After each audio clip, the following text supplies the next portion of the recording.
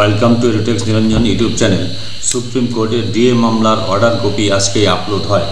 যে অর্ডারে বলা হয়েছে পিটিশনারদের হয়ে উকিল ছিলেন অভিষেক মনু সিংভি এবং আদার্স, এবং রেসপন্ডেন্টের উকিল ছিলেন টিএস পাটিওলা। এদের বক্তব্য শোনা হয়। শোনার পর কোর্ট যে ডিসিশন নেয় সেখানে বলা হয় যে state should release at least 25% of the amount due and payable, অর্থাৎ রাজ্য সরকারকে 25% যা ডিউ আছে দিয়ে তার 25% রিলিজ করতেই হবে এবং দিতে হবে। সেটা কত দিনের মধ্যে দিতে হবে?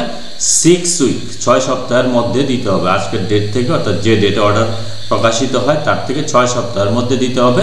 এবং কাদেরকে দিতে হবে? To all employees in terms of the impugn judgment, সমস্ত এমপ্লয়ীদের দিতে হবে। যেটা কলকাতা হাইকোর্টও বলেছিল, হচ্ছে 20/5/2022 কলকাতা হাইকোর্টও বলেছিল যে তাদের ডিএ মিটিয়ে দিতে হবে। তো এই হচ্ছে বিষয়। 2 নম্বর পয়েন্টে বলা হয়েছে যে as per 5th pay commission, tribunal এবং কলকাতা হাইকোর্ট বলেছিল যে ডিএ হচ্ছে, ডিয়ারনেস অ্যালাউন্স হচ্ছে এমপ্লয়ীদের রাইট, সেটা তাদেরকে দিতে হবে। আরেকটি কথা বলা হয়েছে, the paucity of fund is a ground which stands negated both by the tribunal and high court. Kolkata high court এবং ট্রাইব্যুনাল উভয়ই বলেছিল যে ফান্ডের স্বল্পতা, অর্থাৎ টাকা নেই এই গ্রাউন্ড স্ট্যান্ডস নেগেটেড, বাতিল করা হয়েছে। অর্থাৎ এই টাকা নেই ফান্ডের স্বল্পতা, রাজ্য সরকারের কাছে টাকা নেই, এই ফান্ডের যে স্বল্পতা রয়েছে সেটা ট্রাইব্যুনাল এবং কলকাতা হাইকোর্ট উভয়ই বাতিল করেছে। এবং তারা বলেছে সেটা হচ্ছে এমপ্লয়ীদের রাইট, ডিয়ারনেস অ্যালাউন্স পাওয়া, সেটা তাদেরকে দিতেই হবে। তো এখানে আরেকটি কোয়েশ্চেন করা হয়েছে যে